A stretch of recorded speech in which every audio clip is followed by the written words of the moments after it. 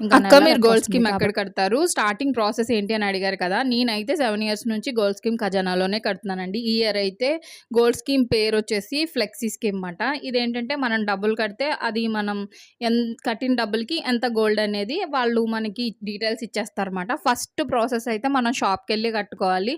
1000 నుంచి పే చేసుకోవచ్చు. ఇంకా ఎంతైనా సరే పే చేసుకోవచ్చు. నెక్స్ట్ సంవత్సరం తర్వాత కూడా ఐటెమ్ తీసుకోవచ్చు. లేదంటే కంటిన్యూ చేసుకోవచ్చు.